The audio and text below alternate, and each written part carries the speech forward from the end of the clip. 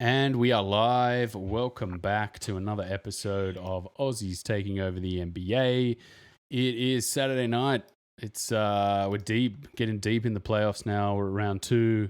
Got a lot to talk about. We've got obviously the wrap up of the Denver Nuggets and the Jazz series. We say goodbye to Joe Ingles. It's a bit sad. Yeah, a bit sad, but it was needed. It was necessary. It was necessary. I think in the sense that Denver just wanted it more, and you know the Jazz blew a 3-1 lead, mate. Golden State version 2. Yeah, I think that was the first time a team's blown a 3-1 lead since the Warriors. But we'll go through that in depth, talk about the Jazz and Joe Ingles leaving the bubble finally. We'll also talk about the OKC and Rockets game. Played out that absolutely awful Game 7.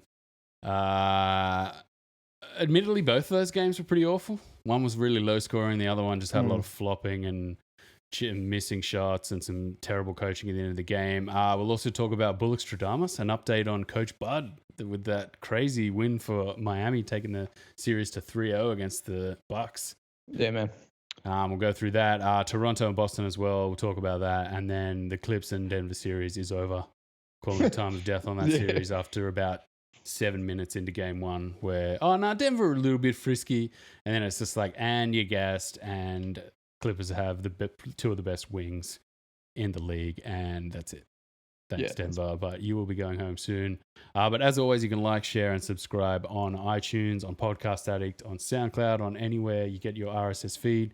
We're now going to be on Spotify as well. Yeah, that's what you should announce, that we're going to be moving to Spotify. Well, not moving, as well. As well. So it's not moving to Spotify. It's staying on SoundCloud and iTunes and all that as a distribution service. I think that's how it works. And as always, we're still streaming on Twitch.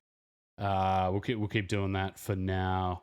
We might go back to YouTube, maybe after a few more episodes.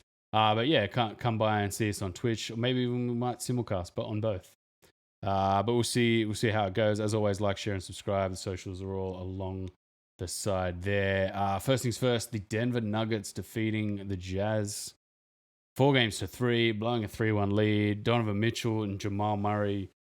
Crazy series culminated in probably one of the worst playoff games I've seen.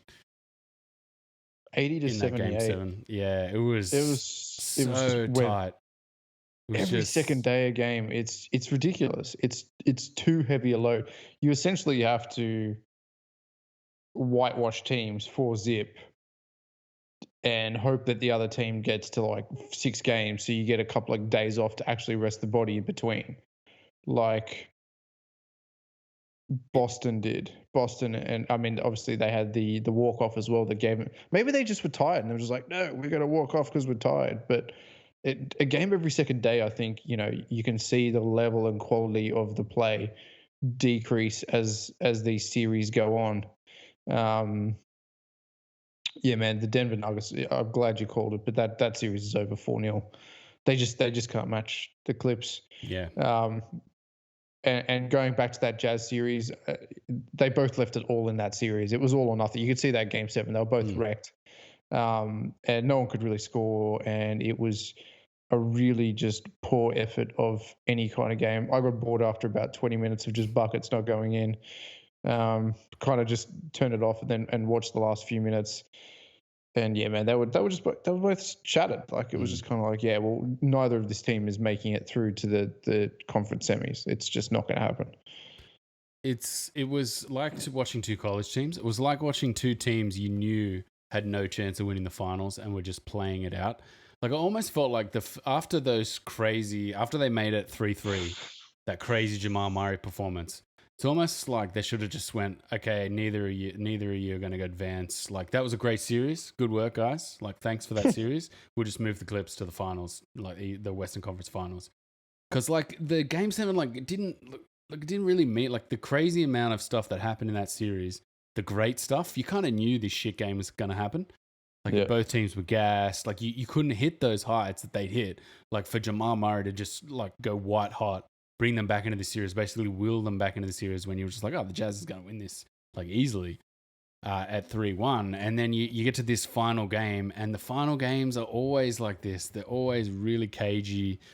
And these two teams especially, I don't think like they were ready for prime time as well. Like they're at the level they're at, they weren't high enough to really give us a spectacle of a Game 7 performance. So that's kind of what we got, just a mess of a game. Both teams were like, you could tell they tightened up.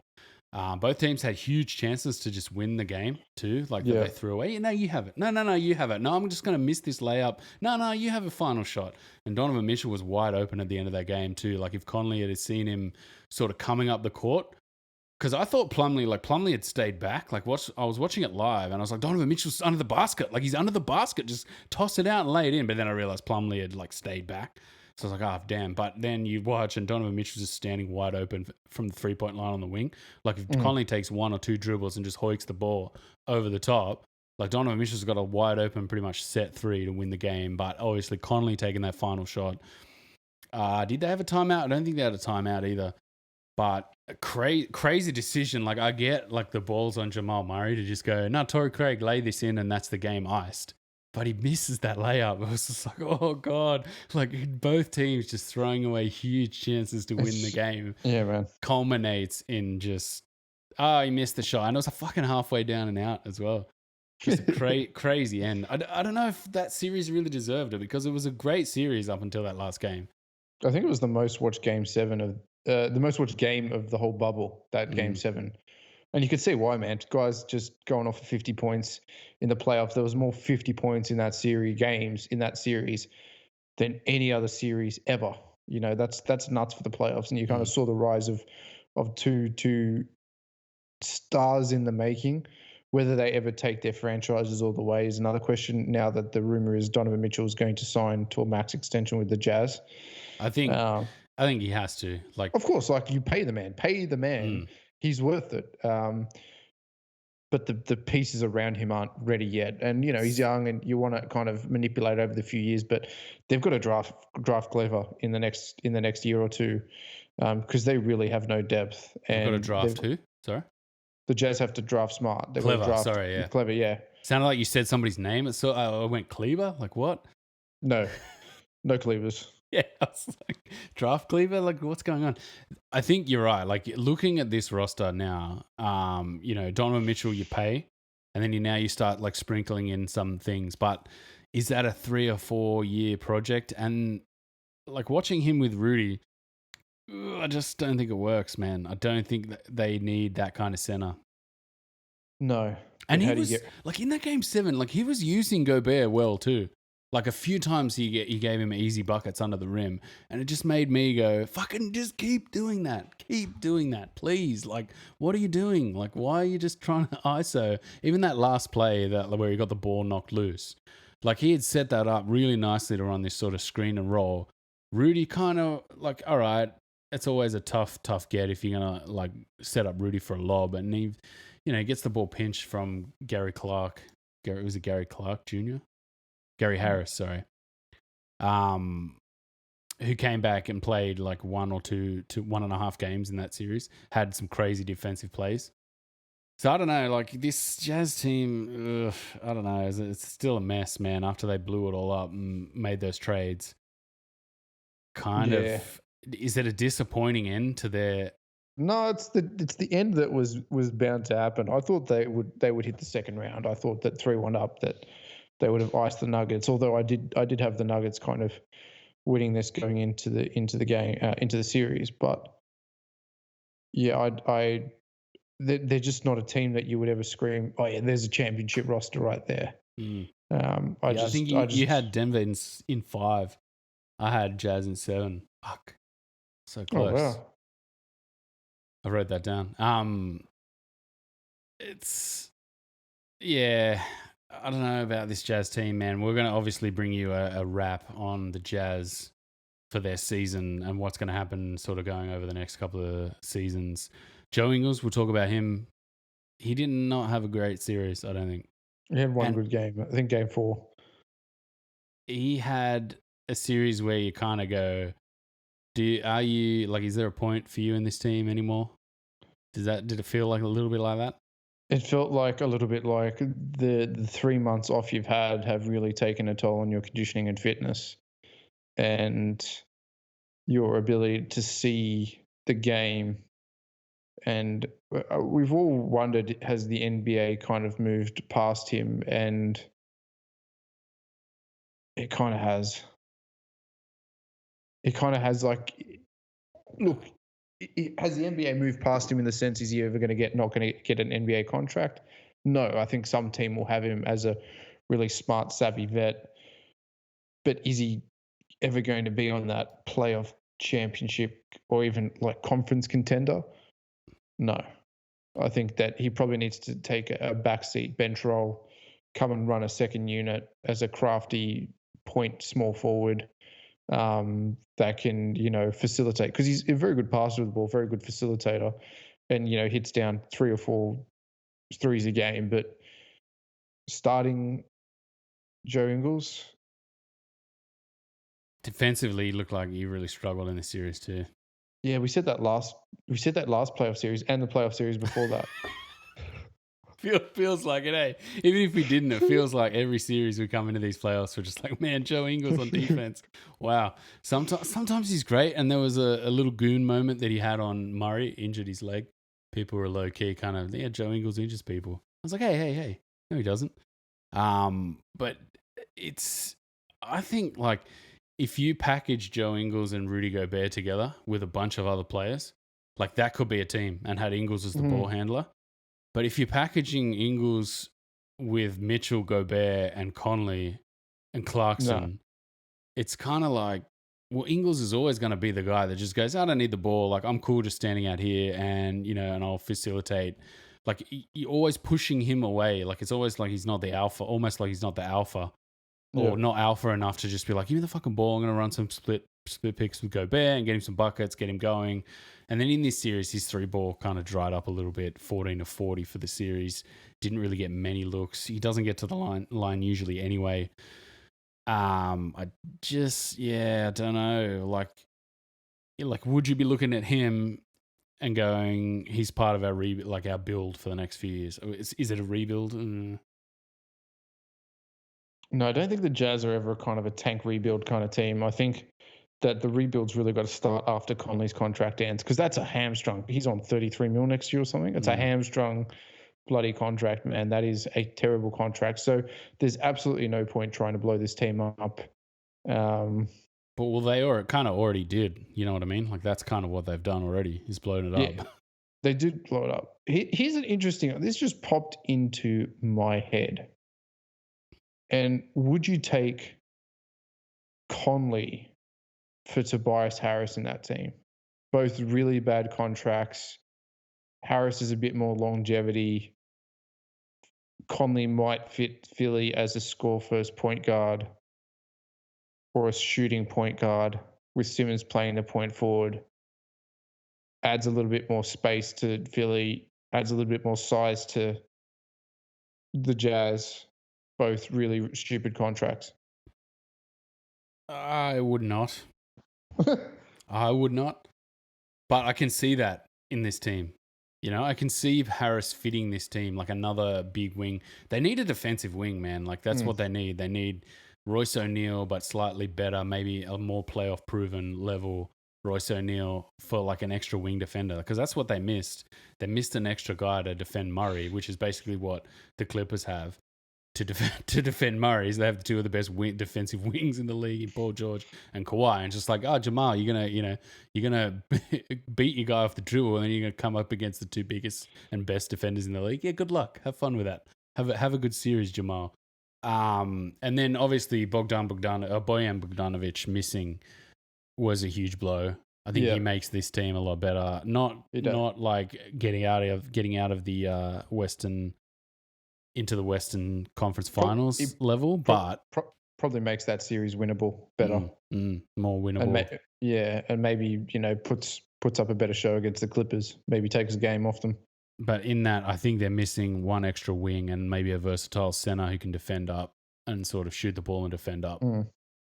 And can they do that, really? Like, with this Mike Conley contract, they're fucking hamstrung. And has he got 1 year or 2 years? I think he's only got 1 year after this. I'm just looking it up here. Come on. Like next year is his last year, and then he's an unrestricted free agent. Yep. and he's getting paid $34 million. I was right. Wow, that's crazy. It's going to be. I feel like it's going to just be another year of like, oh, the Jazz kind of 50 wins, and then they limp into the playoffs and go out in the playoffs. But Donovan Mitchell, obviously, a coming of age for him. Like as much as I feel like he kind of fell short of the mark again a little bit. Like I think there's still some question marks. Where just like, is he? But the team around, like, it didn't take us watching him the last 2 years for us to now go, you know what we're going to do? We're going to build around this guy. Like 2 years ago, you and I were just going, just get everyone out of the way. And it's Donovan Mitchell, man. Like that's what we need to do with this team. They kind of did that a little bit, but then they brought Conley in. I thought Conley was all right in that game 7. He played well. He was shooting the ball quite well to 52% from 3. But in that final moment, man, he just couldn't get over the hump. Yeah. Well, and these happen. It's just, that's the unfortunate thing. It's a good game and good night. Yeah, it's a bit disappointing. The Jazz bow out. That's the end of the Aussies in the bubble. One terrible game 7 to another, just briefly. Yes, OKC and the Rockets. That game was horrible. And fuck me, it was just a cacophony of errors at the end. It was Paul getting stripped. Then I think like Lou Dort, they're just like, we're leaving Lou Dort. It's just like, and Lou Dort has 30 points. It's just like, what the fuck is going on? Most points scored in a game 7 by an undrafted undrafted player. And just for this, like for Houston to finish in this way, like to finish that series in this way and go full fucking yeah, that's right. I was just like, no, you guys just scraped through in this series. You realize, like, I wouldn't be going, yeah, that's right in this, like, after you've gone through. Like Harden, like, fair play, he had that crazy sort of fine, like 2 or 3 good pieces of defense in the fourth quarter. Yes, he did. He has turned up on defense this year. Has he? Or are we seeing 1 or 2 highlights every month? No. He's taken over Ben Simmons in terms of most steals. So you got to think about that as a defensive thing. He averages, I think, a block and a half a game for it's 0.85 he had blocks 3 blocks per game in that game. Fuck. Yeah, okay, fair enough. I'll say this: he is not a good one-on-one defender. Where he is good is stripping players in the lane and blocking on the low block. That's where he's good. He's good in transition blocking the low block and stripping players in the lane as they come in. Because low-key, people think that James Harden doesn't play defense. So they just drive at him. And he's got some crafty hands and he's kind of a good pickpocket in that sense. But I wouldn't necessarily say that he's any good at shutting and locking down attackers, sorry. I wouldn't say that, James Harden's locked in and locked down. I would just say that low-key, crafty, good at stealing the ball, stripping people in the lane, and, good at blocking average-sized guards, and has some decent timing for, a 6'5" guard. That's it is defense, but it's not like, well, Ben Simmons has just locked down Jason Tatum and he scored 4 points the whole night. It's just kind of he pulls out the stats and has some good plays and is very handsy. And he's just got a terrible haircut at the moment. Yeah, it's disappearing. Has he got? I think he's got twists going on there too. Yeah, like it's trying to revive it or something. I saw a meme today. It was Harden Jesus. It was hilarious. The cross on his back. But their scheme, obviously now Houston's scheme is to collapse into the paint. They've got the 3 Chubb guards, or 3 sort of Chubb players in Tucker, Gordon, even Covington defensively, and Harden, obviously that 3rd Chubb guy. They're just such a dangerous low block team. And even though the Rockets didn't have a system where they were running a lot of guys into the low block, and admittedly Schroeder played quite well in that, like, 2 dribble, get to the rim scenario. It just shows you how bad the coaching is, right? Obviously from Billy Donovan. Scott Brooks, like Billy Donovan to Scott Brooks to me are the same person. So Yeah. you could say Scott Brooks, and I'd be like, yeah, he's still the OKC coach. But not only that last play, we'll get to that, but the way he strung the team out and was putting Schroeder, like you obviously Schroeder could get to the fucking rim on PJ Tucker anytime he had him isolated on PJ Tucker, but Schroeder get the ball, there'd be guys like just clogging the lane, getting in each other's way, and just like, get the fuck out of the way. Like Schroeder has the ball, he has a line drive to the fucking hoop every time on PJ Tucker, and guys are just getting his way, and he'd just be like, for fuck's sakes, man. Like, and like to go to that final play. Like, what was that fucking play, man? Like, what was it? Yeah. Like, you saw Adams, and I think because Shea was inbounding, I watched it just before we came on too. Like, all Adams had to do was that little, like, sort of ass rub screen and just cut straight to the hoop, and it was a fucking lob and dunk. And I was thinking the entire time, I'm like, all you do is draw up a double drag where one of your bigs goes to the hoop. Basically, that's a bucket, because none of their guys, like their tallest guy was 6'7". You got Adams, you got Gallinari, both 6'11", 7 foot. But what, like 3 dudes came to the fucking inbounder, and then it just gets stripped like 2 meters from the like, what was that play? What was it? I don't understand. Help me out, man. It's Billy Donovan not appreciating the big moments. I think he's a good coach. Don't get me wrong. He's taken a team with 0.02% chance of making the playoffs. But you can see why Westbrook never went anywhere. You can see why Durant never went anywhere. You can see why, Anthony, Paul George, Westbrook never went anywhere. It's because it's the postseason coaching and the big moments and getting the most and just running smart plays and understanding the weaknesses of the Rockets, just that's where it kind of gets it. And, the Rockets have got a lot of picks. I mean, sorry, the OKC have got a lot of picks coming up. It was an interesting year from their perspective. I actually liked watching the team. It was kind of just bits of everything. But yeah, you can see why now they're never going to go further with Billy Donovan. But, he could be a good rebuilding coach for a few years to get something back out of them.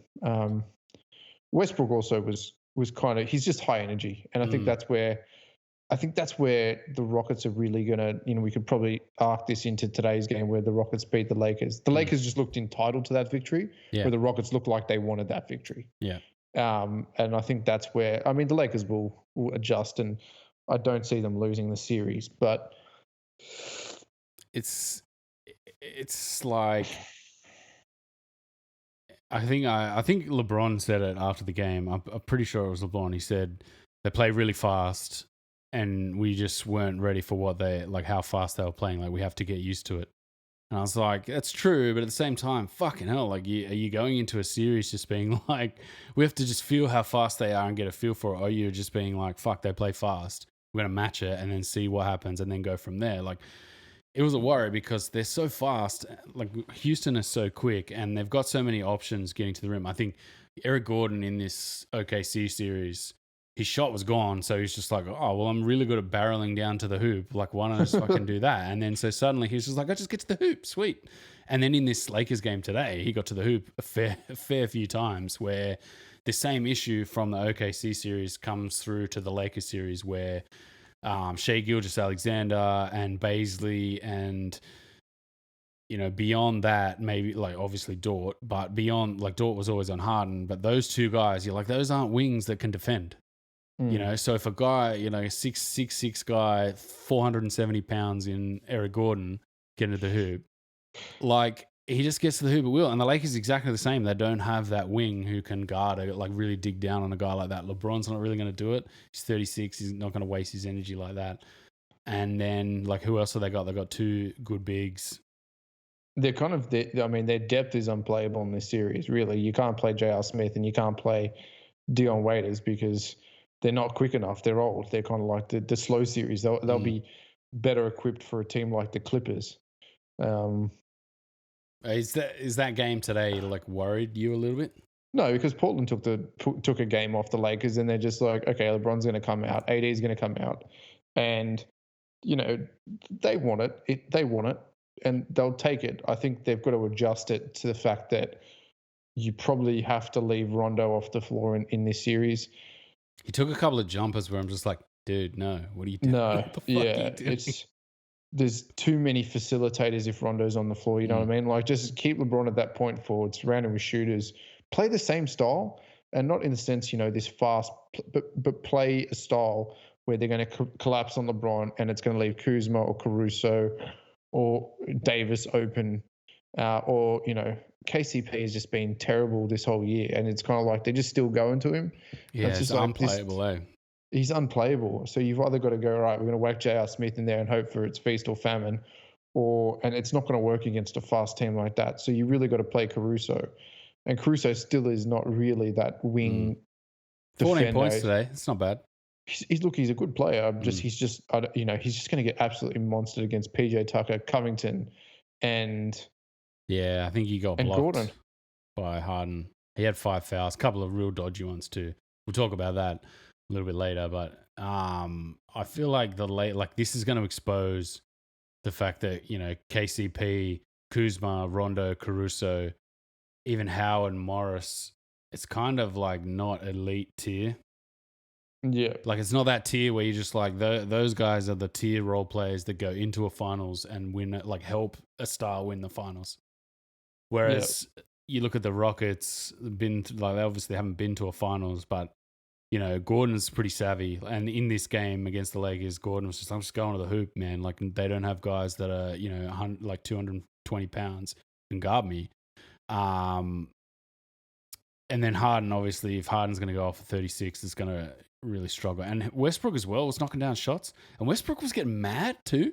He's just like, why are you turning around like swearing at all these families in the building, man? Like, what the fuck is going on with you, Russ? He's not normal though. We know he's not normal. He's actually not normal. He got blocked by JaVale, and then he's just like barking at everyone. I think he got a technical as well. And he's just barking at everyone. And you could see all of them just like, dude, what are you doing? Like, what? Just calm the fuck down. Like, but if that's how he plays, but I look at that and it's an indicator of this series has an outlier for the Lakers. And even though Westbrook is like crazy out of control sometimes, like that's kind of not a trump card, but it's kind of an ace in the hole for Houston. Yeah. Because if you're just making the Lakers frantic and wild, they don't want to play that way. Like you could tell they kind of tried to slow the game down at the start of this game. Then it just got out of control in the third quarter. Like it was like the Houston was just like, we're turning up the pace, we're turning up the heat. Like, can you stay with us? And they couldn't do it. Like you could tell they couldn't really stay with them. They were really struggling to score. They had these weird lineups going. They couldn't run anything. Anytime JaVale goes, and AD felt a bit beta too in this game. Yeah. We're just like, and he'll catch the ball and go into triple threat. And you're just like, man, can you catch off a one step, turn, spin, like make your move straight away? They're not double teaming you. Like, what are you fucking doing? Like the amount of times he was just on Tucker, he'd just take the ball, like juke, left, right. And you just like one fucking dribble past him and get to the hole, man. What are you doing? Why are you taking 8 seconds with the ball? This doesn't make sense. And PJ Tucker like bodies up with guys really well. Like admittedly, he's an underrated guy defending 1-on-1. He'll just like put his body into you and he's strong or he'll flop, basically. Well, so is Jeff Green. Jeff Green's actually a pretty solid dude. But if you're the Lakers, man, like you need to play higher than what they were doing. Like they was just so slow. Like they're just taking their time to do shit. And you're just like, get a fucking move on. Like you can't beat this team like going into little triple threats, trying to run a little split action over here. Like you got to basically move their entire team, and then that's how you exploit them. Like that's how the Warriors beat them the last couple of years. Like they had 5 guys scheming on this team. Obviously, it's a little bit of a different team now. They had a little bit more sort of punch off their bench with Jeff Green and Austin Rivers. I thought played quite well, even though Rivers played terrible in that OKC series. But the other thing too is like these bigs play vertically, but Houston just have the chub guys that just get in the fucking way. They box out. If you like watch in the next game, just watch PJ Tucker the entire time, and the amount of times like guys will go up to rebound or go up to like clearly in better position, and he'll either just elbow him or just like throw his whole body into him. It never gets called. No. And you're like, No wonder Biggs, like, oh, he just plays so hard and he just defends Biggs so well and like nobody can get by him. I was like, because he just throws elbows and throws his body into people, man. It's fucking nuts. But I guess if that's what he's doing and that's what works and you're getting away with it, then fair enough. Because most guys are going to go, 7 foot on a 6'6" PJ Tucker. Like they're going to give him the benefit of the doubt. So that's a little wrinkle that Houston can use. It's similar with like Gordon. And admittedly, James Harden, man, has been playing fucking some really good defense. He has indeed. And well, I mean, look, LeBron played well today, I thought, and just didn't have the help around him. 20 points, 7 of 15, 7 assists is pretty good. I still think like you have to have your schemes against Houston. Like you can't come into this series going like, we'll feel it out, we'll develop something, and then we'll beat this team. Like, I don't feel like... No. And then watching this game today, I was a bit like, fuck, like, you guys didn't come prepared for this game at all. That's worried me, man. That's shaken my confidence. They didn't really go prepared for the Portland game. And it's just kind of like they got beat, and then they came out and blew them away. Portland are pretty shit. I don't think I think Portland are a definite step down from Houston. Yeah, I think when they're healthy, they could probably, it'd be an interesting game. But yeah, they are a step down from Houston, and Mike D'Antoni's not stupid. But so I'm worried about this, man. I can see Houston winning this in 6. Ooh, I'm going to say Lakers in 6. I think that Houston will take another game off them somewhere, but I think Lakers in 6. Now, can we go on to the Bullochstradamus prediction? Yeah. I think I predicted 4-1. Miami? Did I write it down? No, I didn't write it down. But I know you definitely predicted that Miami. I think you might have had Miami in 5. I think I had Miami in 5. I thought they'd only drop 1. And I still think that the Bucks are going to come out and take the next game. I think Giannis will just get too angry and... I don't like this team, man, this Bucks team now. I like the Bucks team. I think that it's Miami is this weird mix of peaking at the right time. They've got sneaky good players. They can turn it up and become like a Houston style team where they just go small ball. And Bam Adebayo is only 6'9" and is quick. And then they get Robinson and Hero on the floor and they're just running up and down the whole time. And Butler's quick. Butler can go as well. And so is Dragic. So they've got a score-first point guard who's been playing really well. Let's be real.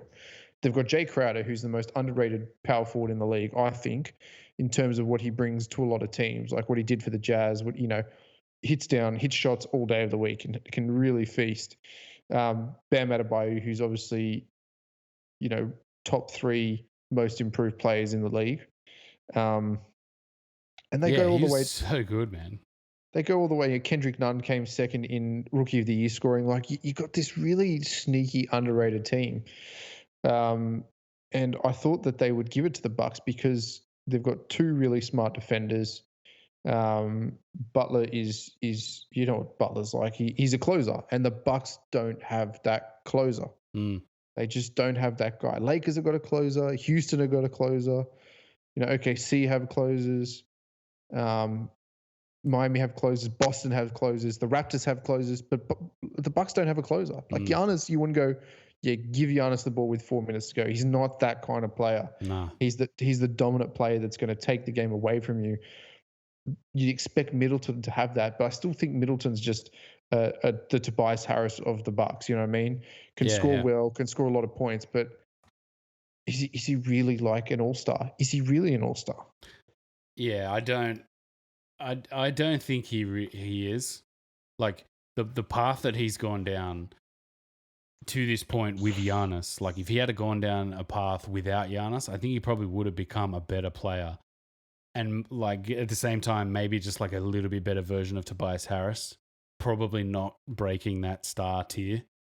But in this team, like Giannis is obviously the star, but at the same time, he has these flaws, man, in his game where, I was talking to you before we started, like if you just dig down on him and you just like absolutely try and flatten him, like it doesn't matter if you keep fouling him And admittedly, like the refs haven't really been calling that many fouls in this series on Miami. Yeah, I think yeah. they've shot like fuck all free throws. I think they've shot like 2 free throws in the fourth quarter. And I think Miami shot like 20 or something like that. I saw a stat today. It's kind of just one thing. It's just like, I'm just going as hard as I can, try and Euro, and if you just clog it up, that like he doesn't have the skill of a Jokic where, you know, you saw in that game 7, he had the final bucket with like a little left, right, in, out, left, right, spinning hook. Like Giannis doesn't have that. And even if you watch his game, you don't look at him and just go, you know what he's going to develop? Like a smoothness and scoring around the basket. You just watch him and go, it is what it is. Unless he can overpower you and put the ball in, I don't see him developing more tools to his game. No. And he's had some free throw worries, and that's, you know, if that's where you make your living is at the line, because that's what you're trying to do is get to the hoop. And 2 of 13 from 3 in this series too. Yeah. Don't take them. No, don't take him. You've got shooters in your team. The problem is that no one respects his 3-point. And you know what? They got lucky in Miami. He had been shooting the 3-point pretty well up until this series. But I mean, that really hasn't been the definitive point of this series. The series has really been decided on the fact that they've just clogged him up and stripped him and double teamed him and done all the proper ways of really minimizing his game. And what this shows you, I think, and this is an important point for Philly and Ben Simmons, is that a team centered around Ben Simmons with 4 guys shooting is not going to work. It's a really good regular season motto, because you're not playing playoffs basketball. It is different. Like it's more schemey. It's definitely more gritty. Guys are going harder. They're defending harder. It's a slower game a lot of the time, except in obviously the Houston series. And so Giannis isn't getting a lot of the lanes open when guys are moving in transition. It's kind of set and forget.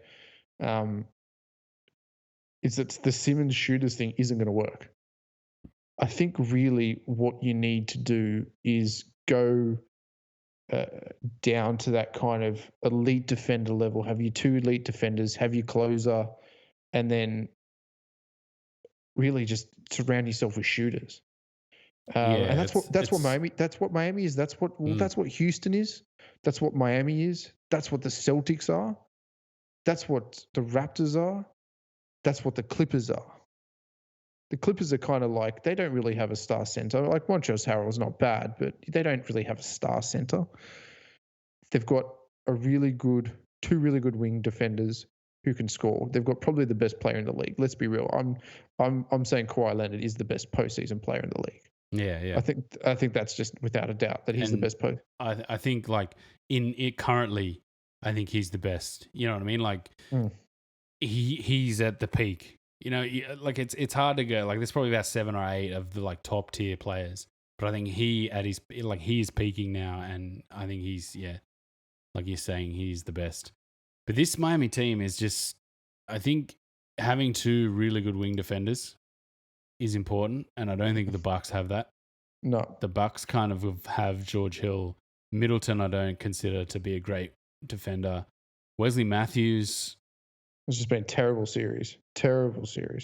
I think you can't, like the value of him being on the floor doesn't outweigh the fact that he's been terrible offensively. And then like DiVincenzo, Williams, Connaughton has been fucking awful as well.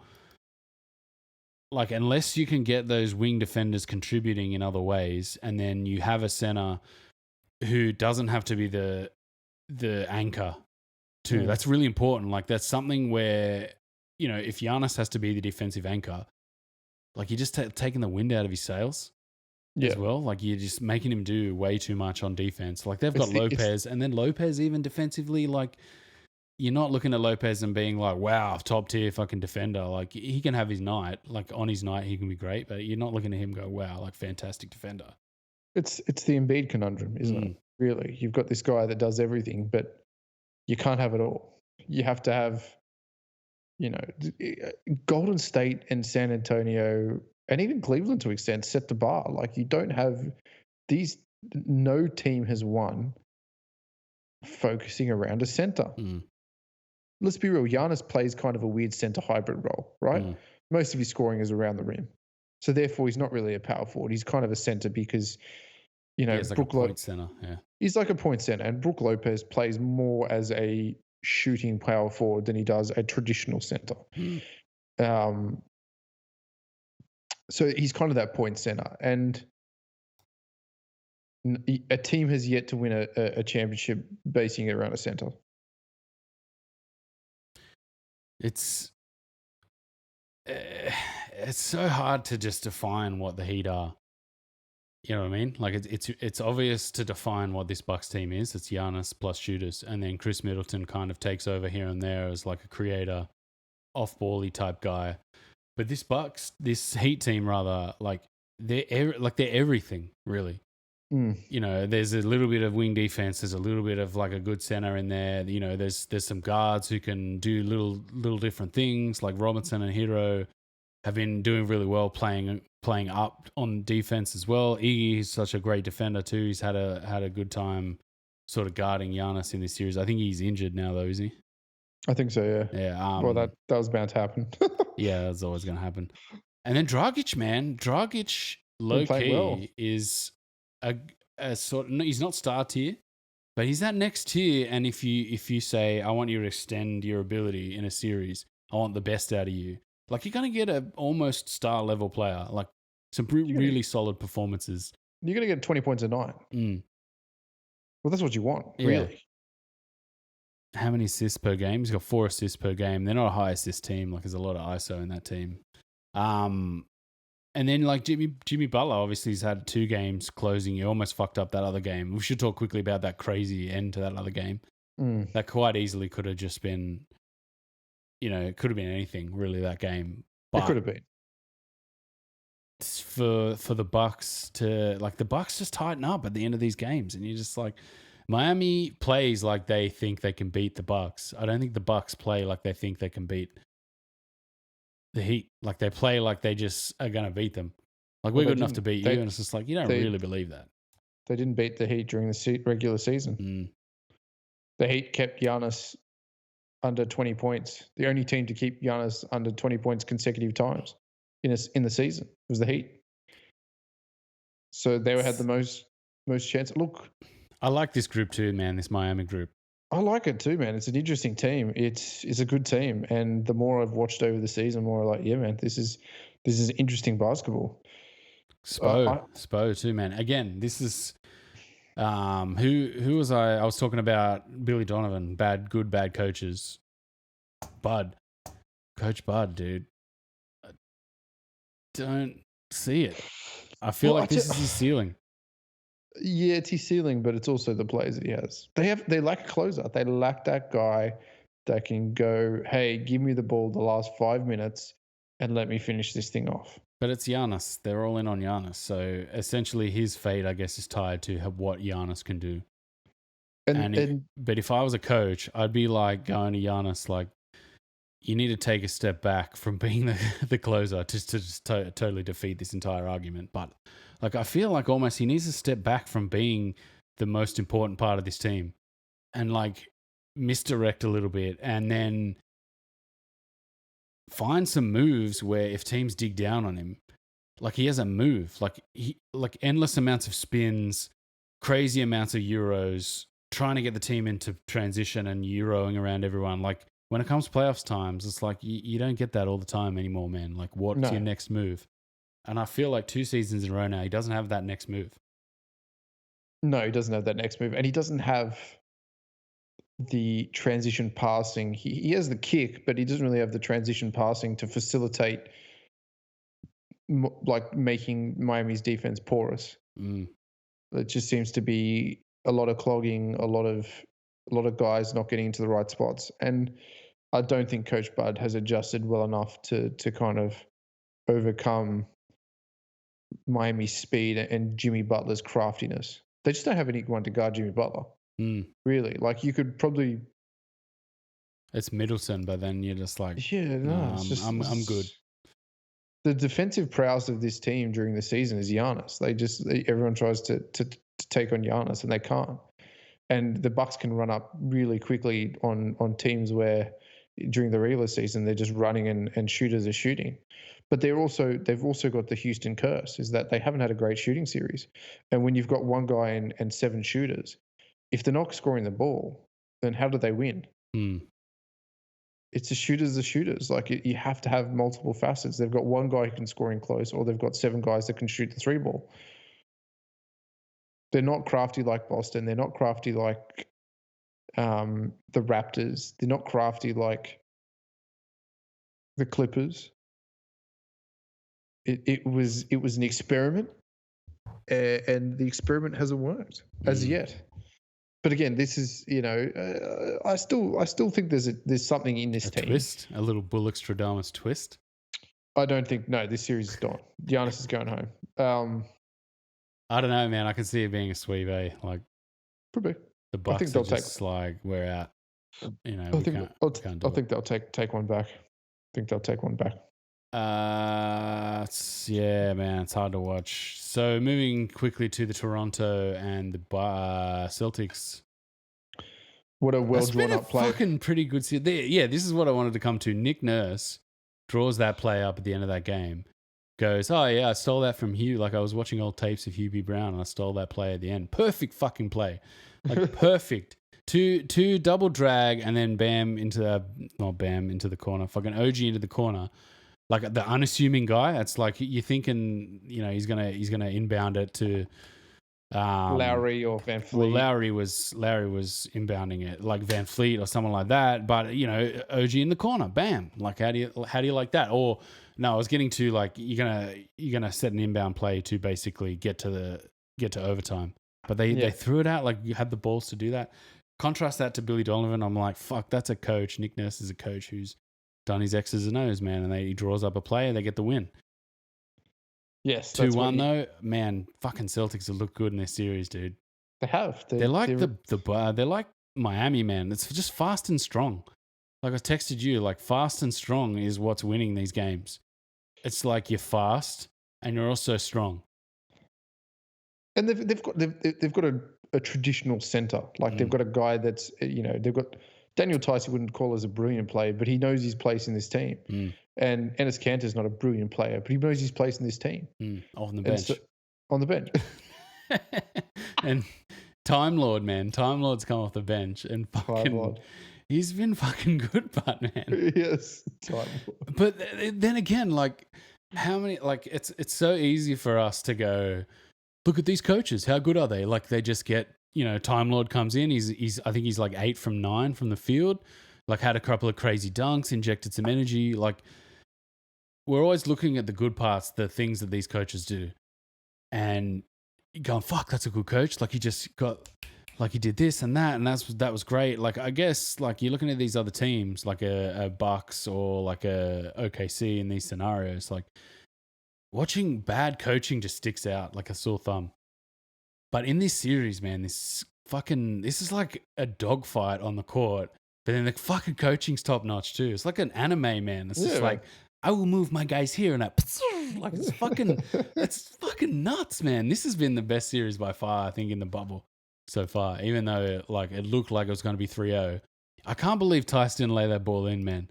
Yeah, I know. Like, you lay that in and the game's over. Like, obviously it's a split-second decision, but if he lays that ball in, the game's over. Fuck. So it's 2-1. But God damn, that was a good play. Like, I should mention that. Fucking Kemba Walker, dude.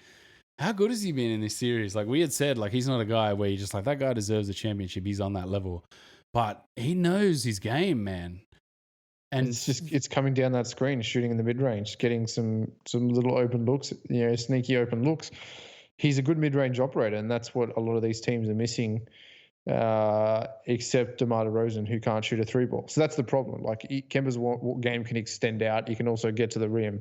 Whereas, you really have to have 3-dimensional players in these teams. And Jason Tatum is probably, if he's not an all-star next year, he will be at some stage in the next couple of years. Was he an all-star this year? No. Did he make all-star? Did he? Tatum all-star. I feel like I've seen him in like one of those whack jerseys. First time his 3-year career, Tatum is an all-star. He is. this year. So, and deserved too, because he Yeah. has just been phenomenal and looking like fucking super smooth too. That's the like where you look at Giannis and you're just like, Giannis, that shot doesn't look right. Where you look at Tatum, he's rising up over dudes with this perfect smooth stroke, shooting these. Giannis. Yeah, it looks weird, man. Yeah, it's And he's like too long. Giannis, too long. he's too big and doesn't work. Like there's just not enough space on the court. Giannis has like this weird, like he'll just like pop the ball at the hoop, and you're just like, what is that, dude? Like running floater or fucking in like set and shoot. Like what is this like trying to just tipple the ball in? But Tatum in this series is phenomenal, and Brown as well, man. It's been not great on offense, but defensively just a fucking beast. But I can't get over how good the coaching has been in this series. Like probably two of the best coaches in the league. That's it, mate. That's why it's the Eastern Conference Semi. Did you think that the Celtics had won it when you were watching that? I was like 3-0, bam. I turned it off. Oh, really? Yeah, and then I came, I did something, and then I came back. I think I texted you, and I was like, GG, and I think I got up out of the room and did something else. I came back, and then Lowry was getting interviewed, and I was like, fuck, he doesn't look upset. And he's kind of talking about, you know, we're back in this type of thing. And I'm like, it's 3-0. Like, what is he going on about? And then I rewound it and saw that they hit that buzzer beat. I was like, oh, fucking hell. But that play, man, Kemba he had two dudes open on the perimeter, turns, like little fucking shovel pass behind the back, man. Fuck, that was a good play. Yeah. A little backdoor from Tice. I still can't believe he didn't lay that in. If he lays it in, the game's over. Sorry, well, I've cut you off there. That's all right. It's getting late. I do like this series, though. I know, man. I like it a lot. You told me. We've got a few more games. Don't worry. We've got some more time. So Clippers Denver, should we talk about? Not really. No, I think that series is over. Denver just don't have the wings, man. No, they just don't have it. They don't have the wings, and they're gassed. They're Ray Puffed, man. Rainbow Ray Puffed. And then again, it comes into our conversation we're having about styles. The Clippers also have that balance of speed and strength, where it's like I don't know how to explain it. It's like the toughest moments in a game. Do you have the strength and ability to put the ball in, right? And some of these games didn't come down to the wire, where it's just like you don't have the strength and the speed. Like you were doing this, you were out of control. That's why you missed this, and that's why you lost, type of thing. Whereas Kawhi, like he just fucking raises up anywhere. It doesn't matter. He's off balance. He's like left and right. He's fucking vertical. He's horizontal in the air, and he'll just make a jumper. And it's like he has that combination of speed, power, and strength and smoothness. And you're just like, it's phenomenal to watch, man. Yeah. It's just like a Terminator. He is the Terminator. And yeah, that series is over. But Jokic, can he do anything against Zubats? No. Oh, yeah, I mean, like one-on-one, he will, but it's just... I thought Harrell actually a couple of times had some good defensive plays on Jokic as well. But they're just gonna beef him out, basically. Pretty much. With Harrell will just beef him, and then Zubats kind of tries to play traditional defense like a center. Doesn't really he's quite strong, but he doesn't have that the beef that Harrell does. No. But yeah, they look gassed too, as well. Super, super gassed. All right. Anything else we got to cover for this crazy playoffs? I think there's going to be a Bullochstradamus prediction. Bullochstradamus? I don't know. What have I got? I got nothing. Bullochstradamus. No Bullochstradamus. No, that's a bit controversial, I think. That's your last name. Fuck, man. We're getting that PC, are we? Yeah, that's it. Just having a laugh.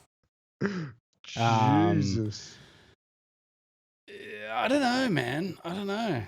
I'm scared about this Lakers team, dude. After this game today, I was no. I was like, they almost look too slow and old.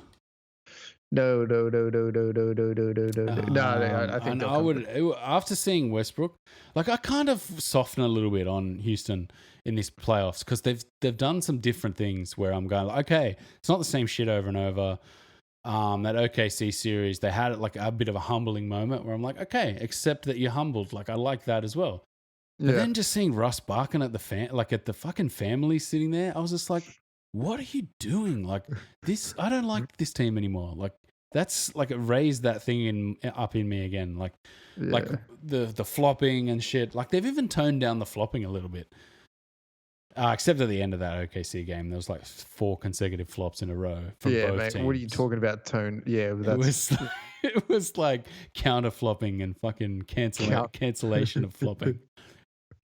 Crazy. I got nothing on Bullochstradamus. Toronto overcomes this and wins in 7. No, I'm not even got that. I think the Rockets are going to beat the Lakers, man. That's my Ben Stradamus. He's my Bullochstradamus. Yeah. I think Miami takes it all. Miami? Yeah, I can see that. Spo's a good coach, dude. And we're both in agreement on that. Yeah, I think Miami takes it all. The Miami takes it all. Yeah. Can they beat, I was going to say, can they beat the Clippers? Can they beat a Boston or Toronto? Yeah, easily. I feel like they're all quite evenly matched. They're evenly matched, but I think that they can easily beat them. Like, if we were doing a YouTube thumbnail, it'd be, the Bucks have been exposed. Yeah, and it's just Giannis being clogged. It's just, yeah. And then in the West, the Clippers, Lakers, man. I still think the Clippers are going to beat either of those teams too. I think it looks like Paul George has come good enough that, they will eventually end up being. They got a nice balance though, man. Like with P. Bev back, as much as I'm not a big fan of P. Bev, they've got like a really good balance. They've got that same speed and strength balance. And that seems to be where the league's going now. Like we all got starry-eyed about mutants and shooters for like about a year and a half. And now we're back to... just traditional, get some guys that are good, get a closer, get a couple of shooters, but, get a traditional center that's not going to cost you $35 million because centers don't win you championships. And we have a team that wins. Yeah, I think that's true because that's kind of like the Warriors got a little bit too reliant on, like they didn't quite have the strength. They had the speed, they had the shooting, but they didn't have the strength. Obviously, guys got heaps injured. Houston's just gone like off the deep end, small ball. We're just like no. The Bucks have like that weird mutant guy with the ball plus shooters, and that kind of hasn't worked. Philly went like, we're just super big, and he's like, yeah, that's not going to work either. Like it's these 4 teams that have that balance of speed, strength, and not too much size, not too little size. Enough shooting, enough this, enough that. Like it's balanced. Like the league's just kind of balancing itself out. It is, mate. It is. All right, we'll wrap it there. When will we be back? Sometime this week? Yeah, sometime later this week. Next week. Yeah, it's Saturday. Sometime later. Tomorrow then? Sometime this week? Later next week. Later. As always, you can like, share, and subscribe. We're now on Spotify. We're sending these out live on Twitch. You can find us on YouTube, Podcast Addict, iTunes, SoundCloud. Remember to like, share, and subscribe. Let us know what you think. Comments, say g'day, and we'll see you guys on the next episode. See ya.